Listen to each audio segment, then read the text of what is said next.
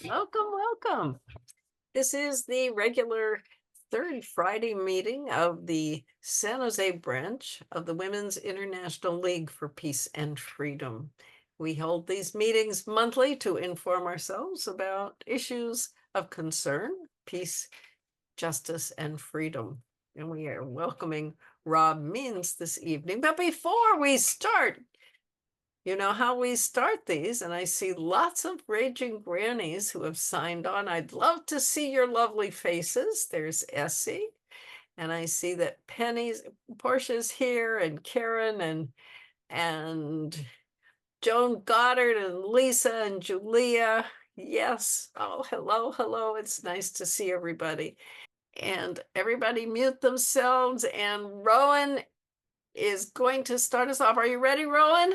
Oh dear, what can the matter be big? Money is killing democracy. We're fed up with fat cats' hypocrisy. We need to move to amend. The Supreme Court's decided that big corporations can donate to candidates all through our nation.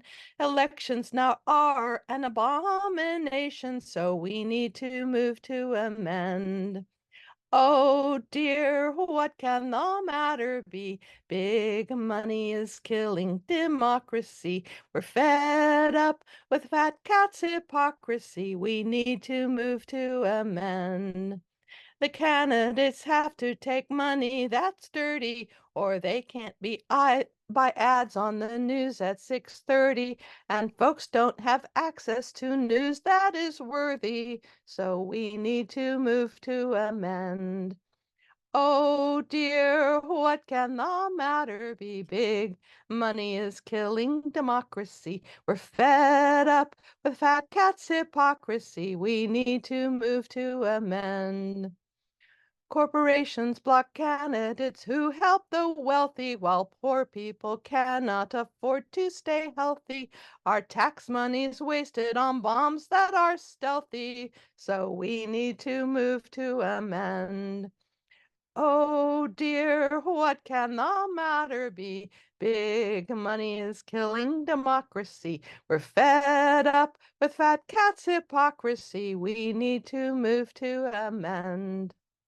It's been 2 decades now. Our government's broken, and how? It's called Citizens United. This wrong must be righted. What is it, you ask? While the wealthy all bask in favors their PACs bought, while we are distraught. Too much dark money abounds with horrific outcomes. We love our democracy, don't want this plutocracy.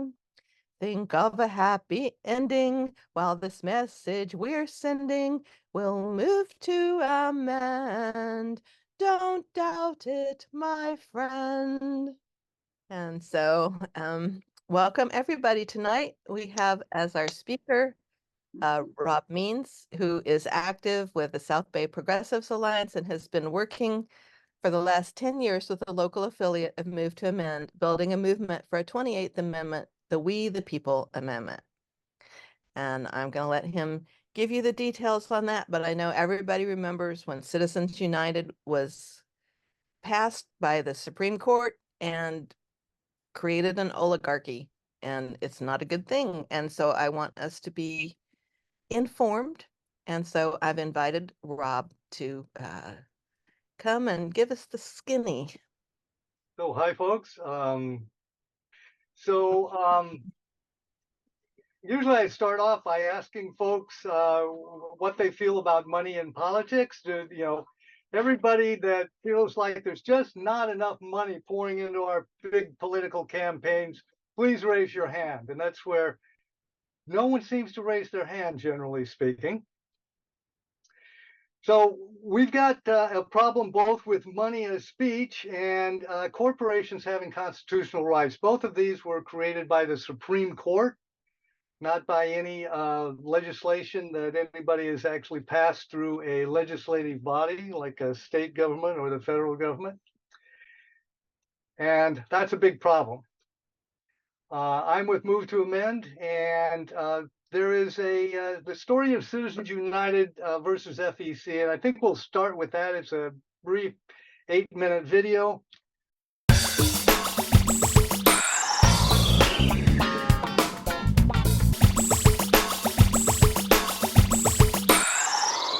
Bad for you, bad for America. He'll put us back on track. Hester ran our state into the ground. Now he wants to be your senator. Stand up.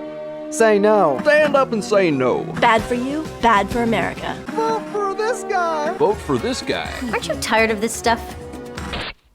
Why is it that every election season it becomes impossible to hear the facts over all these misleading ads? And if it seems the problem is only getting worse, that's because it is. We can thank the Supreme Court for that.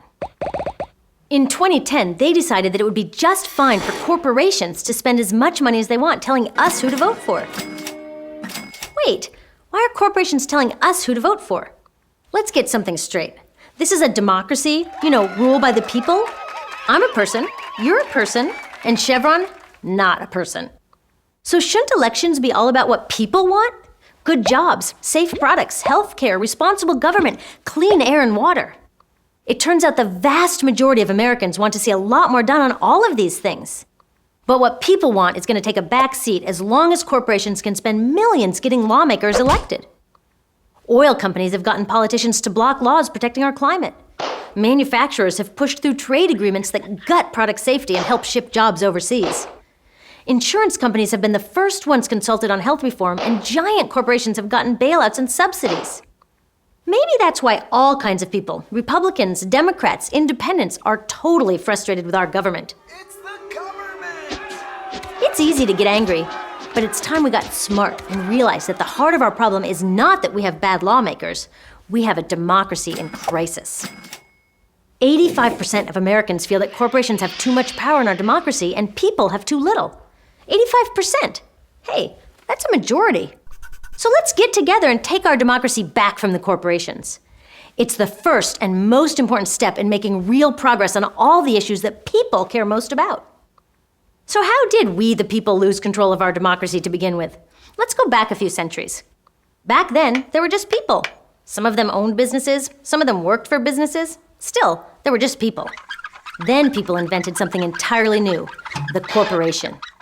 These legal entities exist independently of the people who own them. If a corporation does something that gets it into trouble, the owners can say, "Don't blame me, blame the corporation. I'm just a shareholder." When the United States came into existence, corporations were easier to keep in check. Back then, the government would grant them charters for a specific short-term project, like building a bridge or a railroad. Once they fulfilled their purpose, they were disbanded. But over time, the law changed, and corporations no longer had to be turned off once their project was complete. They began to live on indefinitely, with a much more general purpose: profit. And that's how the modern corporation was born. Today's corporations have evolved to have something very dangerous in their programming. Unlike people who are driven by all kinds of motivations, doing the right thing, love for family, their country, the planet, publicly traded corporations are now required by law and the markets to pursue one single motivation above all others: maximize value for shareholders. Make as much money as possible. That's it. No, really, that's what the law and the markets demand. Imagine a friend saying, "The only thing I care about is money." It's not someone you'd want to leave your kids with, or your democracy for that matter. Yes, it is people who run these corporations, but their human motivations come second. If they prioritize anything at all over maximizing profits, they're out of there. Can corporate leaders do good things like give to charity or try to be more green? Sure, but not if it conflicts with maximum profits. And since their humble beginnings, corporations have grown huge. 53 of the 100 biggest economies on Earth now are corporations. So corporations have a single-minded profit motive. They're humongous, and their owners can easily dodge the blame for any harm they cause. That makes them tricky to share a country with. If we want them to serve us and not the other way around, they need some basic ground rules. And that's where the government comes in, setting rules to keep things fair and safe and to protect society from corporations run amok. Now, if their main objective is to maximize profit, do you think corporations are content to follow the rules that keep them in check? No, of course not. They want to write those rules. But who is supposed to write the rules in a democracy? People. That's why one of the corporation's key strategies for sneaking into our democracy is saying that they should have the same First Amendment rights as real live people. And that's exactly how they won the 2010 Supreme Court case known as Citizens United versus FEC. In that case, 5 members of the Supreme Court decided that it's unconstitutional to put any limits on how much money corporations can spend influencing elections. Why? They said these limits violate the First Amendment guaranteeing free speech. Now, obviously, our founding fathers who wrote the First Amendment were trying to protect the free speech of people. But this decision rides on the crazy argument that corporations should be treated the same as people and get the same rights that real people get. This means corporations can spend as much as they want, whenever they want, to intimidate or crush candidates running on a platform against their interests and support candidates who will do what they ask. It's great news for corporations wanting to handpick the lawmakers whose job it is to keep them in check. Now, I am all for free speech. If every shareholder and employee at Exxon wants to personally support some oil lobbyist running for Senate, that's their right. There are millions more people who will support a different candidate. That's democracy in action. But now, Exxon or any other corporation can decide to spend unlimited dollars from its huge corporate coffers to influence an election without even consulting its shareholders. This is a big deal. If the top 100 corporations decided to throw in just 1% of their profits, they could outspend every candidate for president, House, and Senate combined. Good luck having your free speech heard over that. So did opening the floodgates on this money actually cause a flood? Sure did. In 2010, the kind of independent groups that corporations are now allowed to support spent $300 million. That's more than every midterm election since 1990 combined. So corporations are drowning out our voices, getting what they want, and our democracy is in trouble. But we can totally save it. People are so outraged by the Supreme Court decision that a massive response is mobilizing. Such a huge problem requires a huge solution, and we've got one. A new constitutional amendment.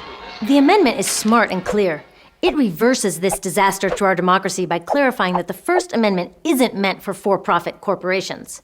I get that amending the Constitution is a big, ambitious goal, but it's not impossible. Every time huge positive change has been made in this country, it's because people dreamed big, aimed high, and set ambitious goals. It's time to do that now, because the life of our democracy is on the line. Public financing of campaigns would be another huge step forward. Congress is working on a bill right now that would make it possible for candidates to get elected without corporate dollars. Remember, 85% of Americans think that corporations have too much influence in our democracy. That's enough to make change if we can turn that sentiment into action.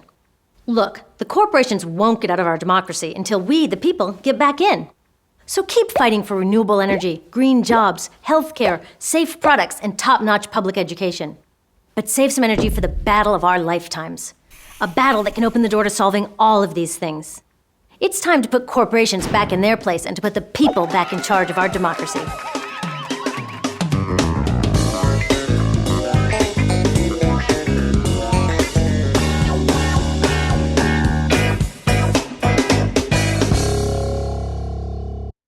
Okay, so that's the animated story, and I gave you the boring story, I guess, by just starting to go through some of the details. Move to Amend, formed in 2009. They anticipated the outcome of the Citizens United decision and have the goal of getting a constitutional amendment. Corporations are not people and do not have the rights of people, and money is not speech that's protected by the First Amendment. And therefore, both of them should be regulated.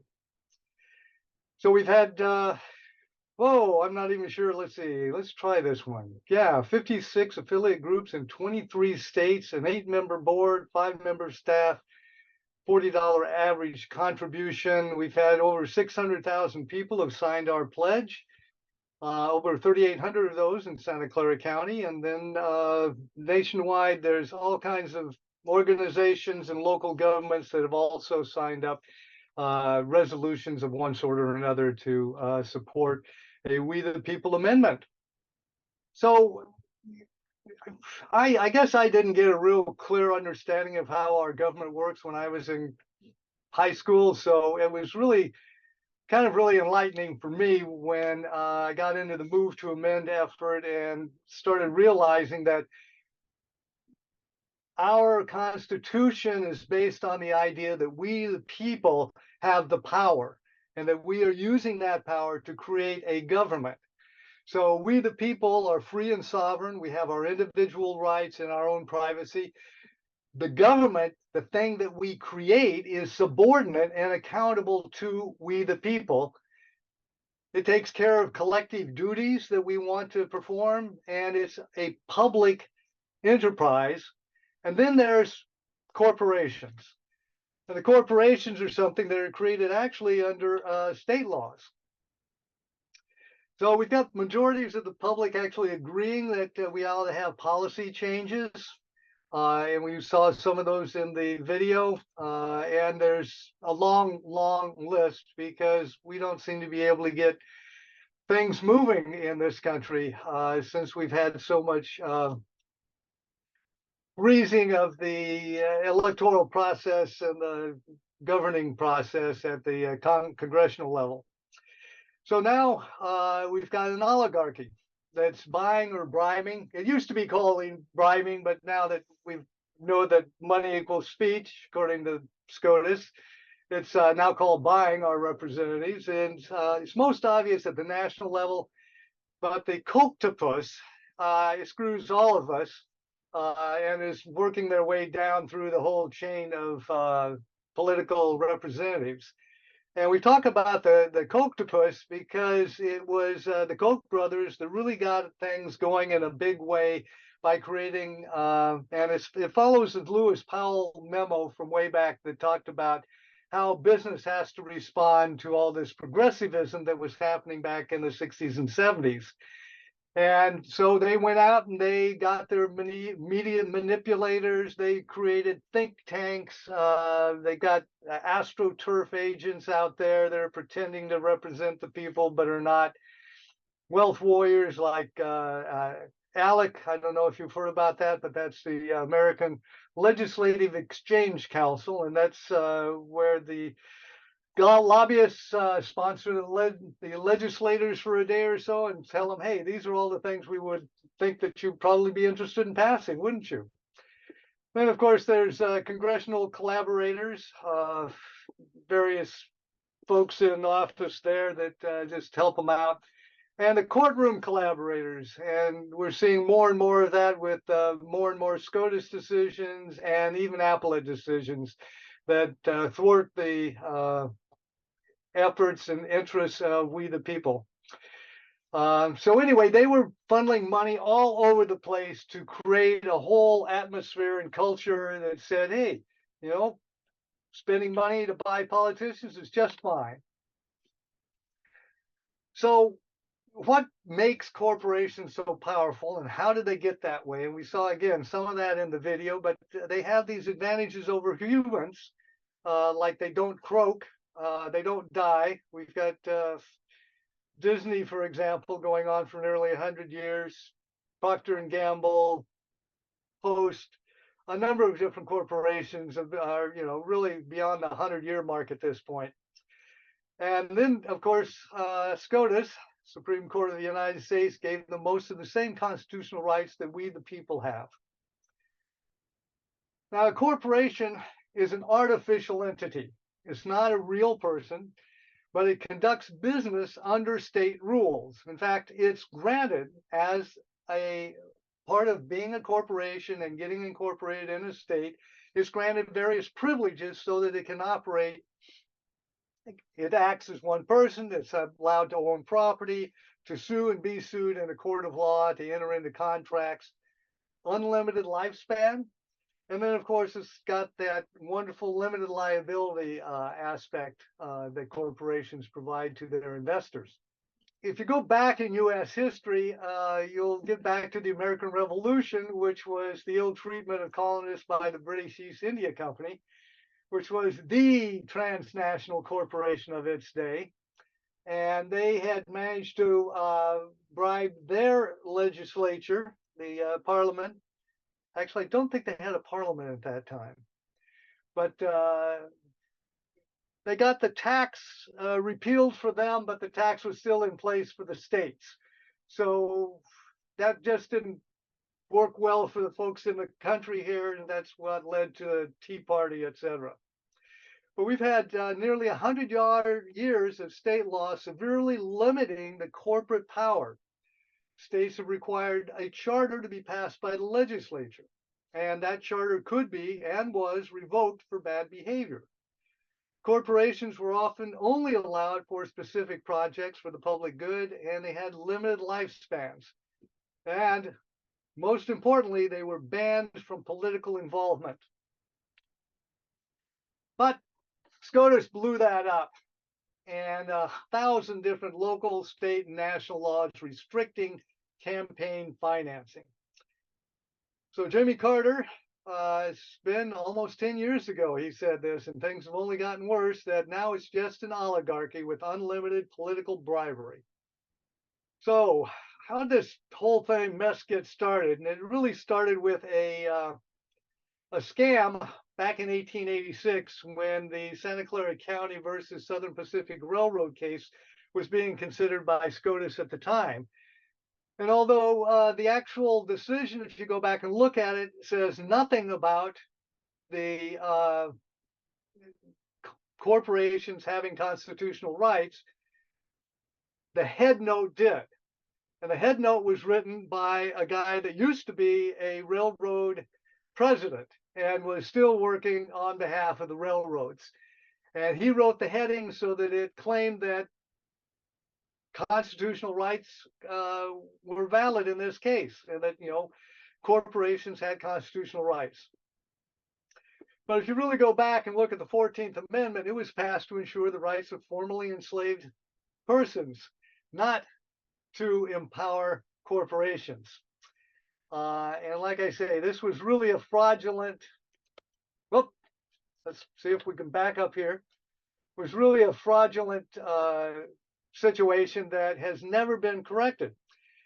And SCOTUS has never said why corporations should have constitutional rights. In fact, I wonder why nobody's ever challenged them on that matter.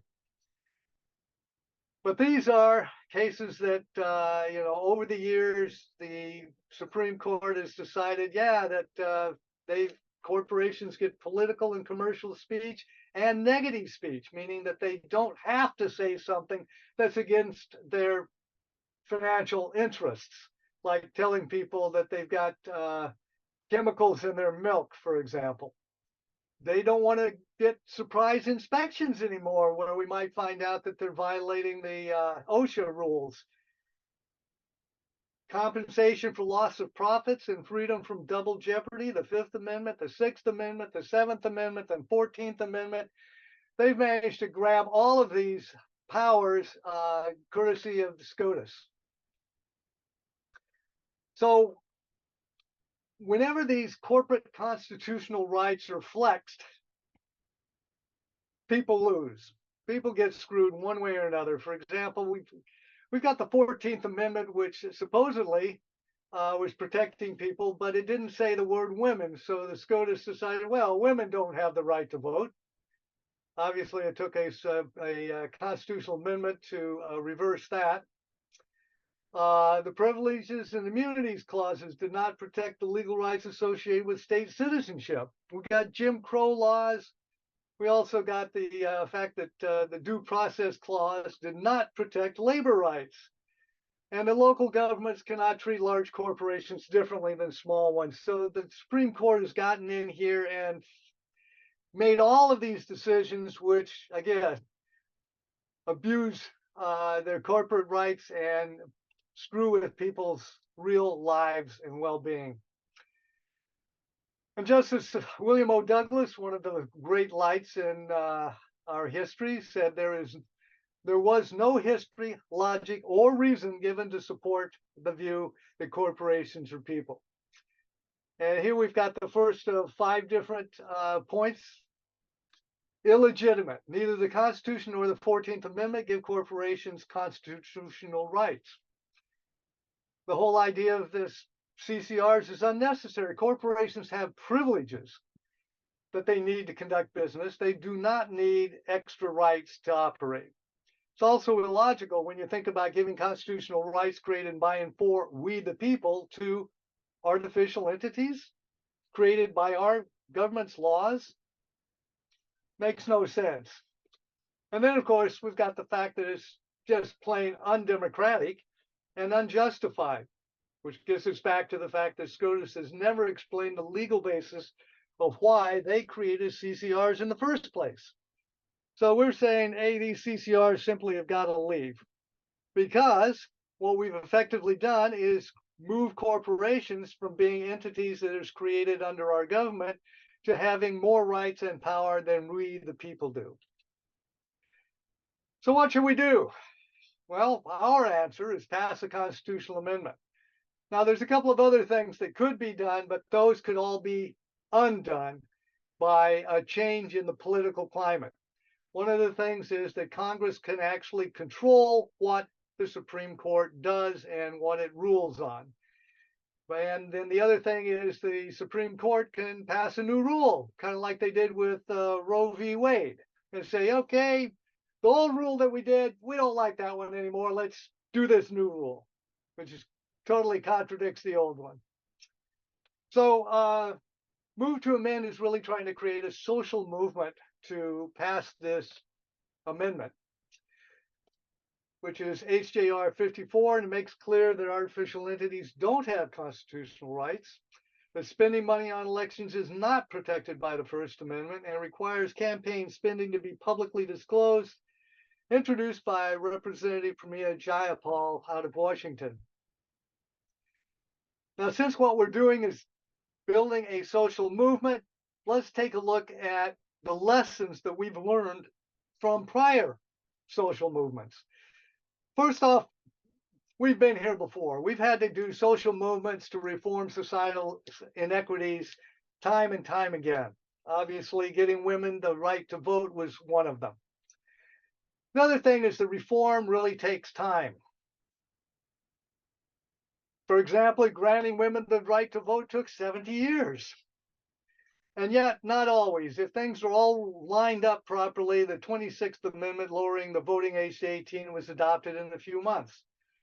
Now, whenever anybody brings this up, I bring up the fact that, yeah, there wasn't much power being moved around with that particular amendment. So I'm not surprised it didn't get a lot of opposition. But when we're talking about taking power away from the corporations and giving it to we the people, that's going to get a lot of opposition, and has for the last 10 years and more. Power concedes nothing without a fight, and it cheats. You can go back through history, whether you're talking about Ku Klux Klan passing Jim Crow laws, or what they've done with unions, just one thing after another. The powers that be are willing to do whatever it takes to suppress a movement that is challenging their power. But we've also learned that there's really no one model for social change.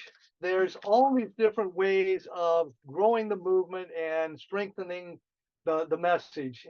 Back in Abe Lincoln's day, oratory was a big deal. You know, what was it, the Lincoln somebody debates. I still remember Lincoln's name. Anyway, that was the shall we say, the real money value way of getting the message out at that point in time was with good oratory.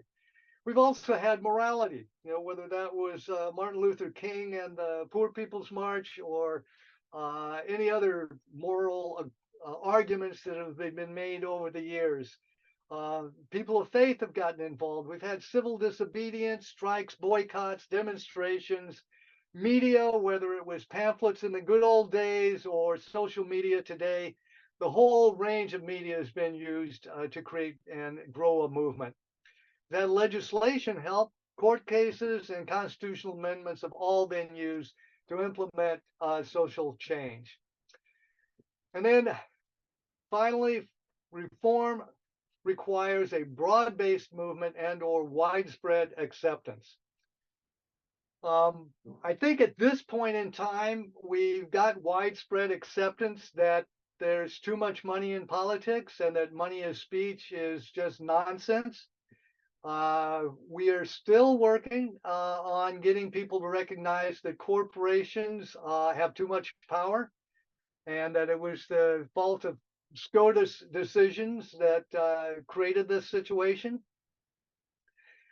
And in the past, reform movements have been actually plagued by factionalism, the inability of like-minded groups to work together. But we really can't afford that now. We have to work together. And Move to Amend has been really supportive of that message that we're a very inclusive organization, and we recognize that everybody is needed in this fight to really be successful.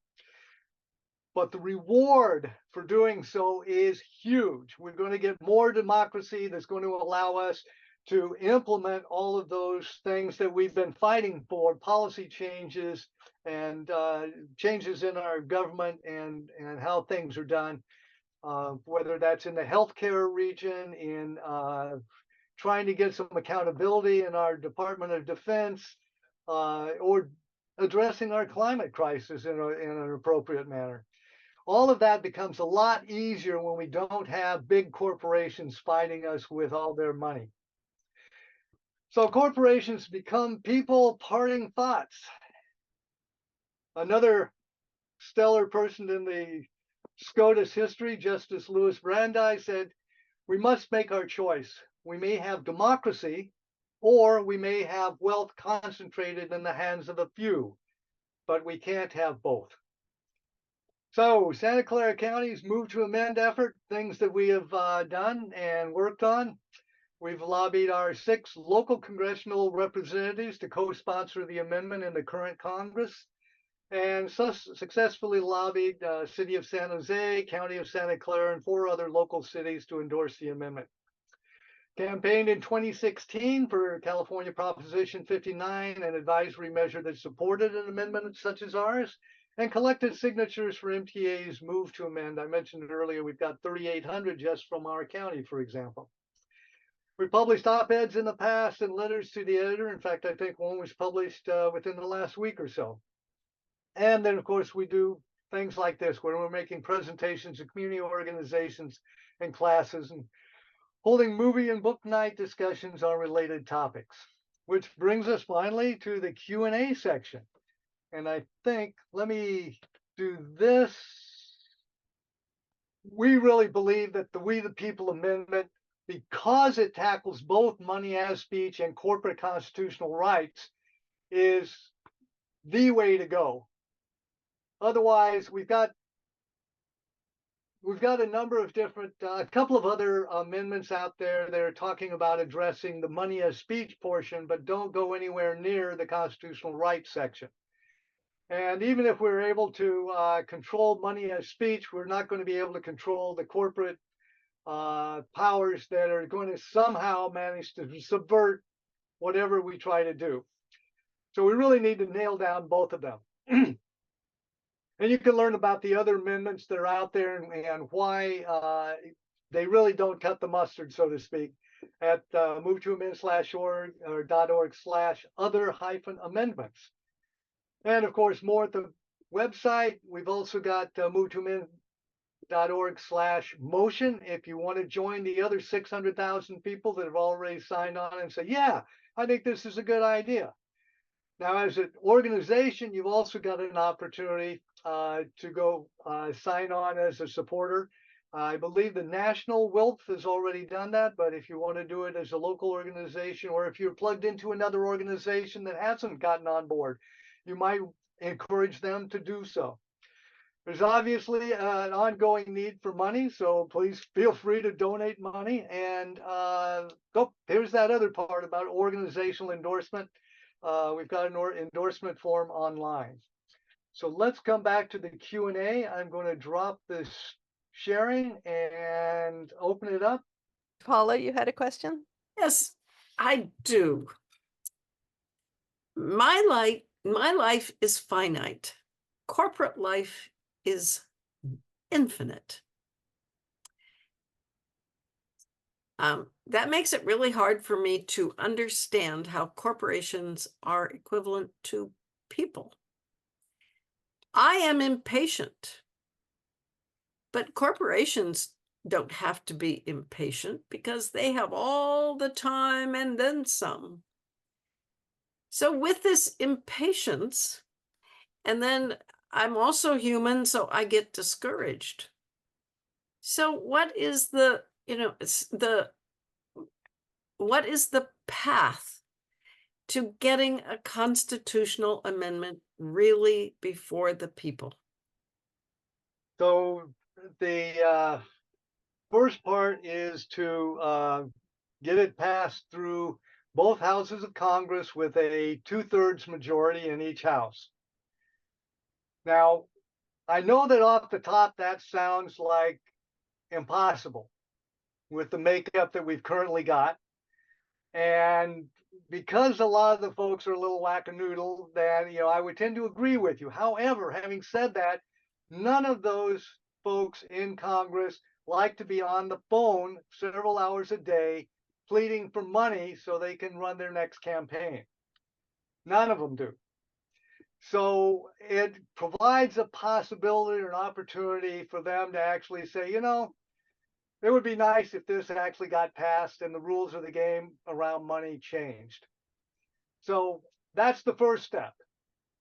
Then it gets harder because now you've got to go to each state and 3/4 of the states have to say, yes, we approve this constitutional amendment.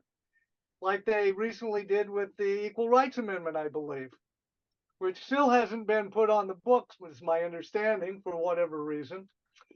But that's what you're dealing with. It is a heavy lift, and yet if we really want to lock it down permanently, that seems to be about the only route we've got available to us.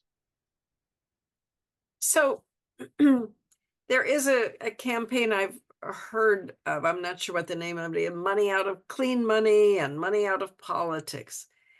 And how is that related to move to amend? I mean, aren't lobbyists, is the move to amend to limit lobbying?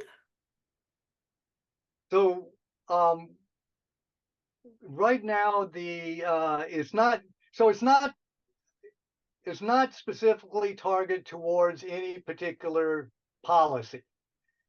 It's an umbrella kind of a thing that says, look, because money is not speech, because we're saying that, and we're also saying that national, state, and local governments can regulate the money that's in their politics, that is possible.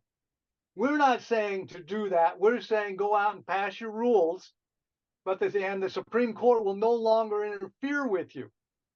Now, if we go back to, I think it was, I want to say Minnesota, no, Idaho, one of these northern states, maybe it was Montana. I think it was Montana.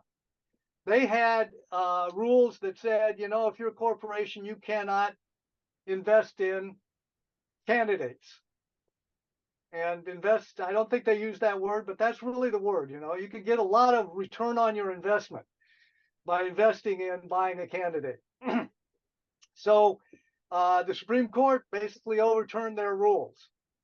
So we could go back to having those rules. In fact, they had an extremely restrictive, if you're a corporation, if you're related to a corporation, if you're an agent of a corporation, connected, and you want to put money into a political campaign for or against the candidate, for or against a particular measure, that's just fine. You can go to jail for that.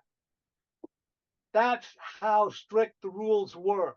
And those got blown up by the Supreme Court decisions.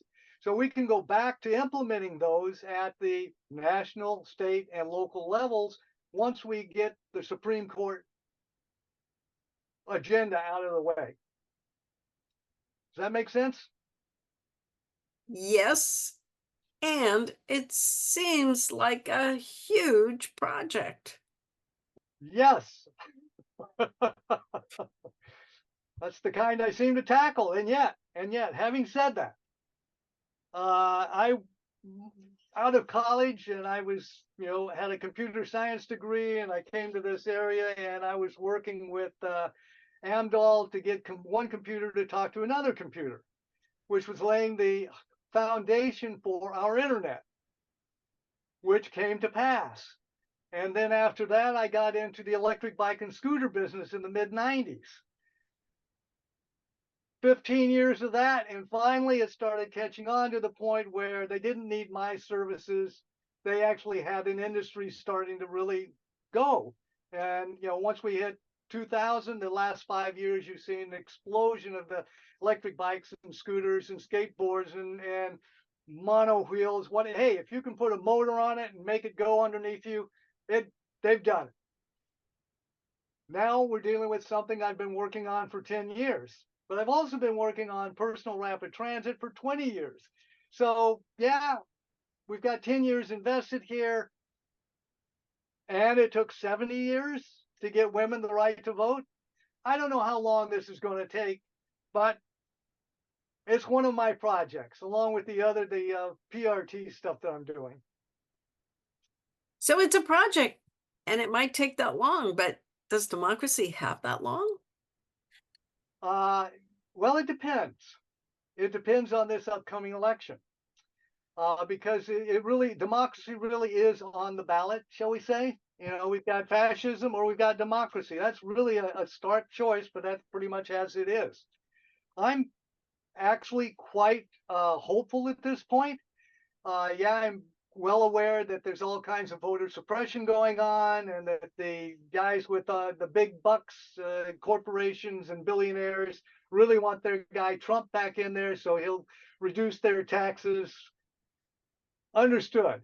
And yet, on the other side of the equation, we've got this corporate Dem that was elected into the presidency and then suddenly changed his complexion and became this progressive guy. Progressive Joe Biden. Where did that come from? Boy, oh boy. It reminds me of Ro Khanna, who I thought was going to be a corporate Dem also, and turned into this wild progressive. It's great. So that's what we have to offer. And I think that Joe really has an opportunity. If we can give him a Congress to work with, he could become this century's FDR, progressive Democratic president that gets a hell of a lot of stuff done, as he's been able to do within the last couple of years, even though he's had all this resistance from the Republican Congress. So I'm actually quite hopeful that things can turn on a dime. Now, there's a story I heard about somebody going to to Germany when Germany was cut in two pieces in East and West, and there was the wall. Somebody went there and was talking to folks about how long they thought it might take before the wall came down, and they said, yeah, it could take another 10 years. And the wall was down within less than 10 weeks. So once you get to a tipping point, it's a lot easier to see it behind you than see it in front of you. Although the climate scientists are doing a real good job of telling us about the tipping points that are coming at us and that we've already passed. But in the political realm, things can happen quickly and dynamically and dramatically. Hey, we got Trump in office, for example. That was pretty dramatic. So I have another question. If nobody does, I'd love to continue. Anybody else got a question? Well, right now, Wall Street is doing better than it's ever been in history. And it's because of Joe Biden. And the rich are getting so much richer, and the poor are getting poorer. And I'm very, very disappointed with the Democrat Party, because it seems that it's not for the people anymore. It's not.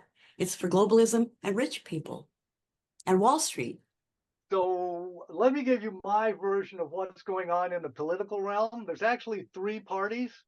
There's obviously the Republican Party, which is to say the Trump Party, and they just kind of, whatever he dreams up, that's what they're for. They don't really have a platform any longer. Then there's the corporate Dems and the progressive Dems, and both of those guys are kind of occupying the same political party, so to speak. You complain about the Democratic Party. I complain about the corporate Dems that are controlling the Democratic Party at this point in time. But if you've been watching the numbers, the number of progressive Dems in Congress has been growing with each election cycle. And they're getting more and more power and influence in the Congress. So, like I say, with a decent Congress, Joe Biden could really turn it around so that the Democratic Party is again a progressive party that's doing things for the people rather than just kind of maintaining the status quo. Okay, let me note that we are a nonprofit. We don't endorse candidates. Gotcha.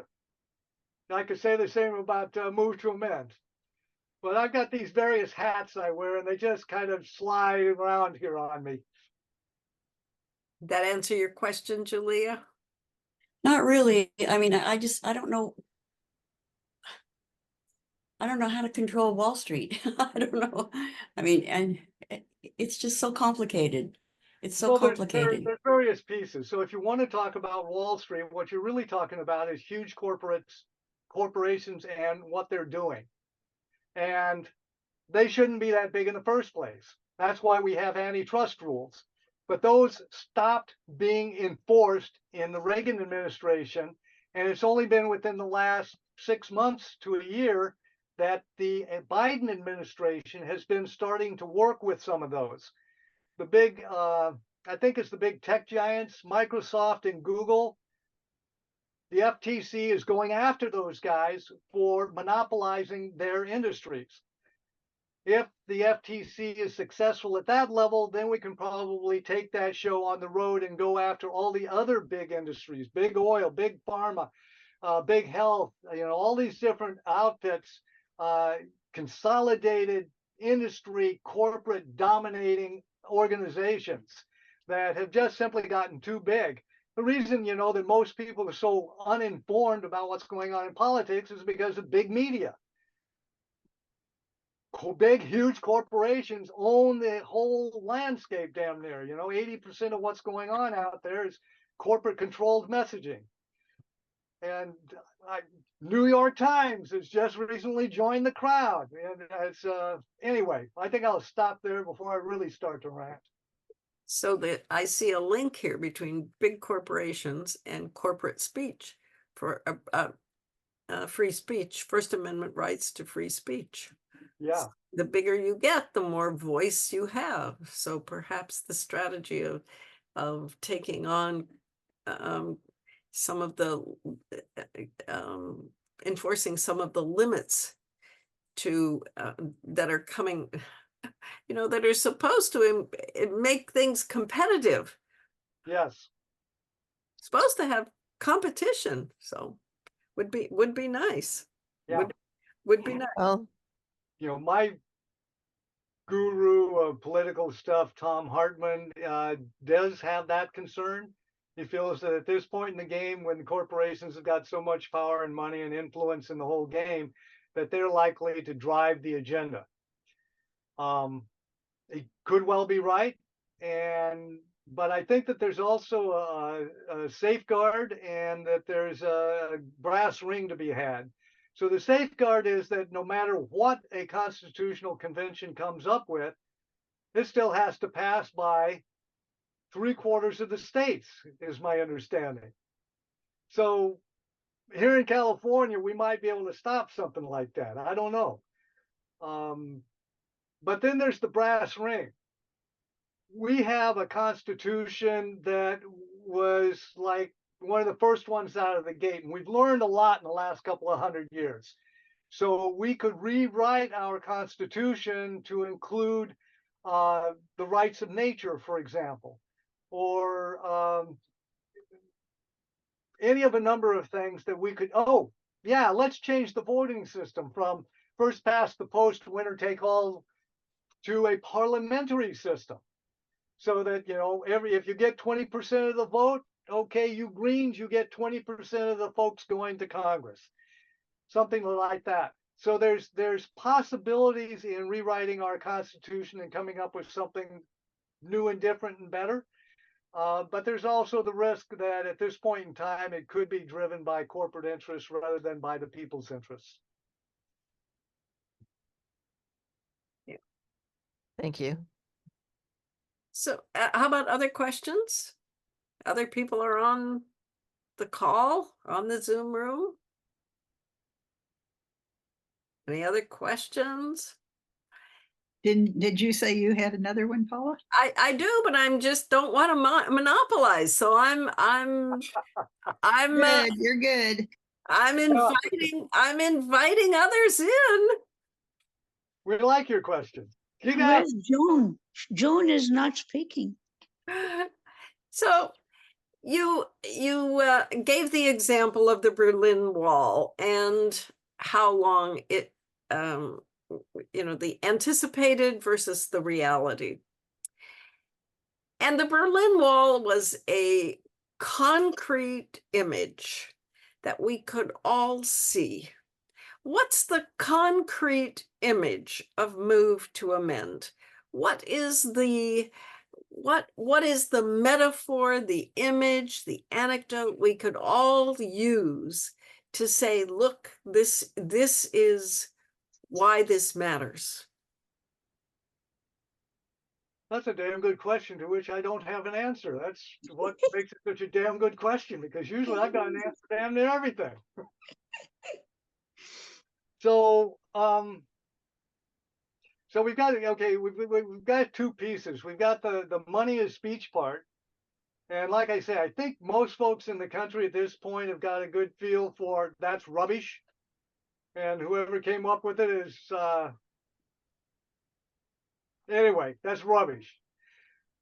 The corporations and what they do to people, how they subvert our democracy and our rules and escape the control of our governments and the rules that we create to regulate them. That's a lot, like you say, it's not as physical, it's not quite as easy to nail down. But we do have, kind of examples of where, for example, there was a decision where a house was on a piece of property, and the piece of property like subsided and the house kind of tilted and broke. And it subsided because there was coal mining going on underneath that property.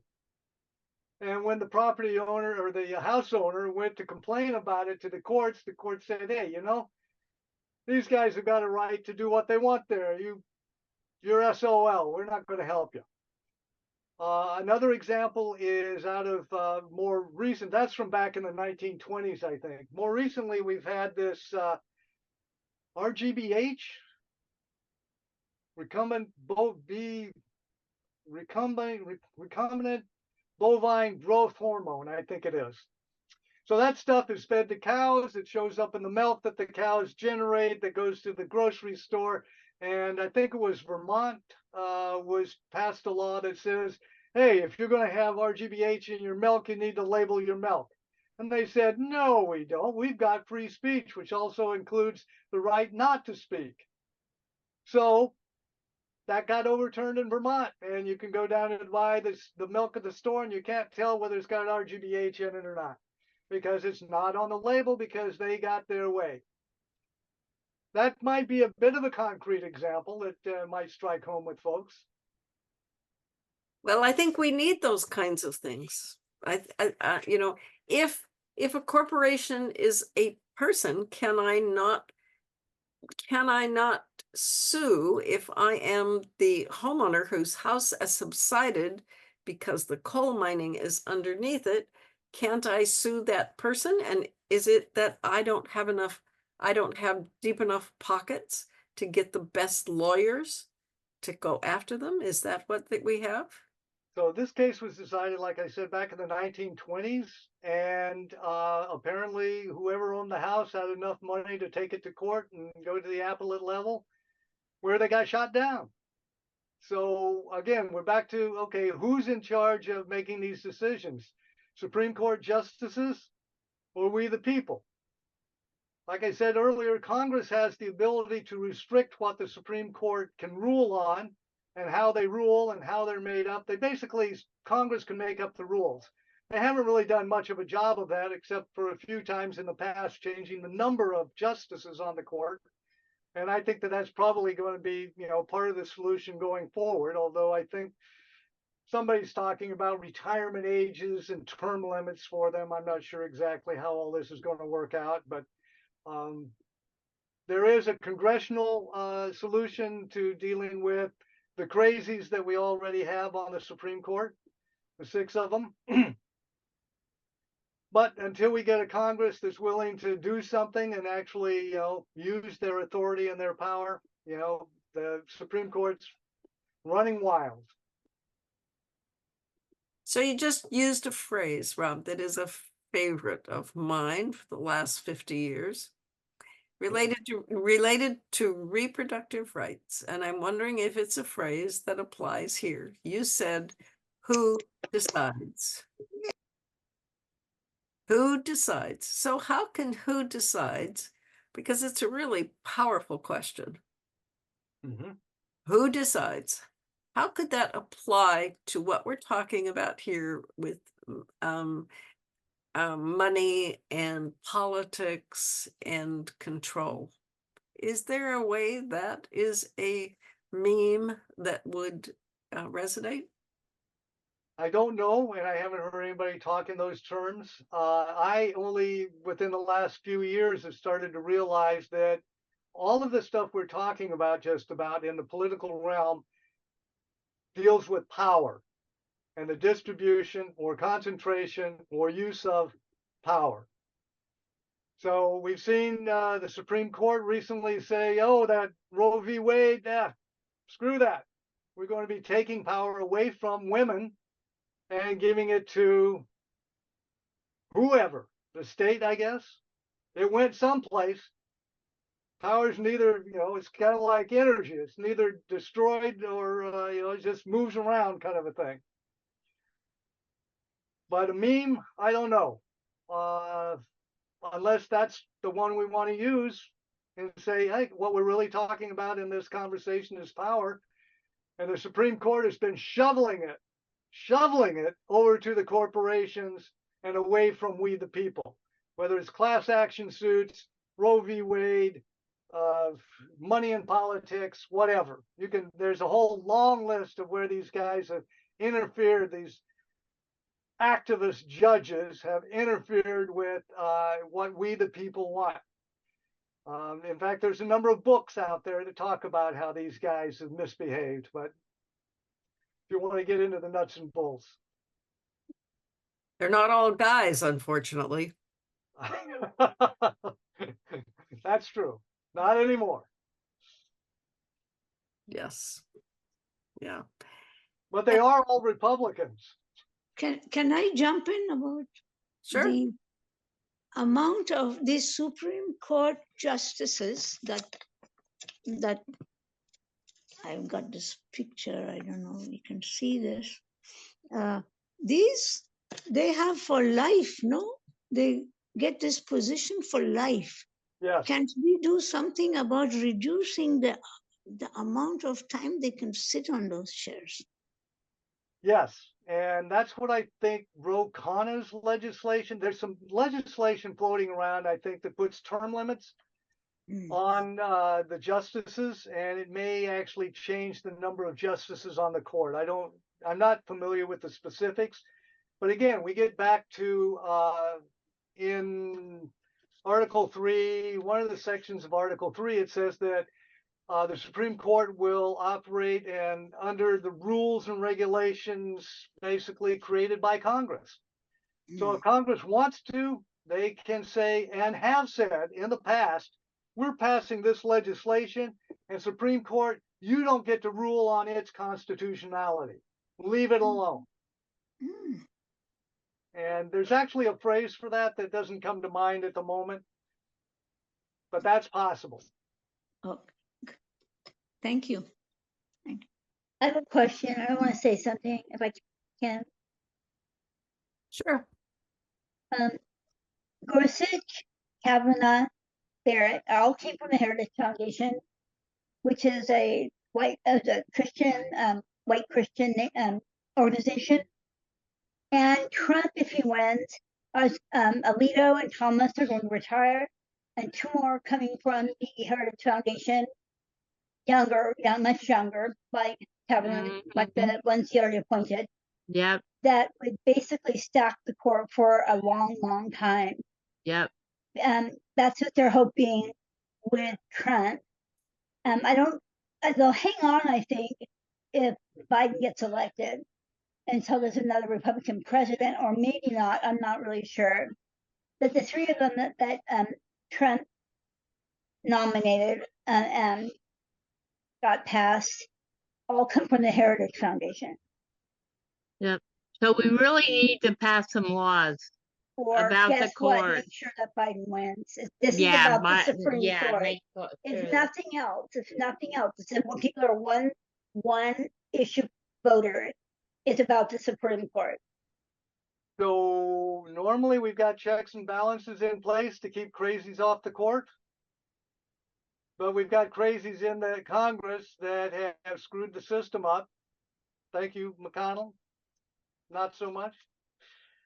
So again, it gets back to, the underlying fundamental problem that we've got is the money in politics. We've got corporations buying these crazies that go to Congress, and then they allow these crazies to get into the Supreme Court, whereas normally they'd be filtered out by a sane Congress that says, no, we don't want crazies on our Supreme Court.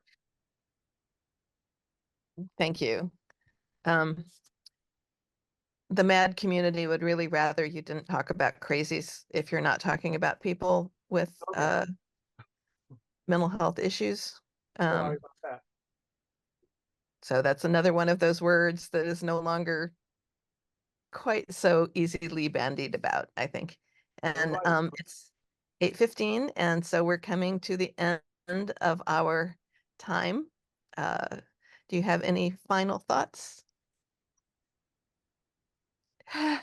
Invite me back again to talk about PRT. Yeah, I don't think so. Thanks. Hey, you want to check it out? I could tell you a whole long story about what's going on there, and it could be an example of politics really not working for us. But anyway, that's all I had to say. That's okay. Oh, other than just to remind you, hey, you can go online and sign the motion yourself as an individual, and you can do it as an organizational also, if you'd like to pursue that path. All right. Thank you. Thank you very much. Certainly. Thank you. Thank you. All right. If you're there and can use your electronic hand to clap or your visual hand to clap, and appreciate Rob Means for this enlightening and lots of information on move to amend. And it's got a strategy, and the strategy is get over to the Move to Amend website. I think that's the action to come out of this meeting, if I'm not mistaken. Is that correct? That is correct. MoveToAmend.org. And if you want to sign the motion, it's MoveToAmend.org/motion. All right. And this, as I understand it, this needs to be a mass movement, because without it being a mass movement, it's not going to happen. Yep. All right. Welcome to the movement. Oh, yeah. All the best. I have an announcement if we're at announcements. So as you all know, the Poor People's Campaign is going to march on Washington again on June 29th. And in the meantime, we're asking people to watch a documentary called Bad Faith, which is available on Amazon, Apple TV, Google, and YouTube. I looked at all of them, and YouTube is the cheapest. It's about $1.50 to rent it and $10 to buy it. Whereas on Amazon, it's like, actually it's $2 to rent it and $20 to buy it. So I admit I went and bought it on YouTube and did my duty today and watched it. And it's quite an interesting documentary on Christian nationalism. Bishop Barber does weigh in as, sort of the other side of the thing. So there will probably be screenings, but I know we're not big on going off to screenings, and I doubt we'll have one here. So Bad Faith. It's a really interesting documentary on Christian nationalism, and actually also touches on some of the things that we've talked about tonight. So. Okay, so we got two songs. Who wants to lead Realize the Dream? And if you were on stage at the Women's March in 2016, 17, we sang this song with our hearts on our sleeves, and we were there. The next one is When We Make Peace. We're the raging grannies, and it's turning our hair gray to think that men in suits are taking all our rights away. We fought this fight before, and now we fight again today. Not one step back, no way. They want to take us back in time when bigots ruled the land, when women, blacks, and poor folks from the voting booths were banned. But this is our democracy, and this is our demand. Not one step back, no way. No more residents arrested. For 50 years now we protested to realize the dream and gain democracy for all. Not one step back, no way. Do they think that we don't know just what their scheming laws have done? How redistricting is how they got the votes they say they won. Now they're passing voting laws that make it hard for everyone. Not one step back, no way. No more residents arrested. For 50 years now we protested to gain a true democracy with equal rights for all. Not one step back, no way. We've got to get together, young and old and black and white, the unemployed and union folks, and work with all our might to realize the dream and fight to keep our hard-earned rights. Not one step back, no way. No more residents arrested.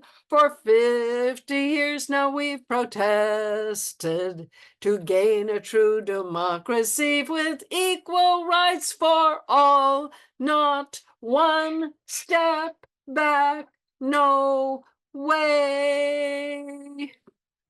When we make peace instead of war, when we make peace instead of war, how I want to be in that number. When we make peace instead of war, when Congress speaks for you and me, when Congress speaks for you and me, how I want to be in that number. When Congress speaks for you and me, when power resides with all the people, when power resides with all the people, how I want to be in that number. When power resides with all the people, when corporate rule is history, when corporate rule is history, how I want to be in that number.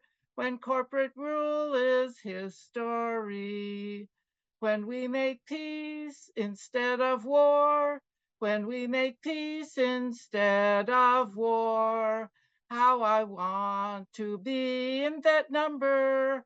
When we make peace instead of war, when we make peace instead of war.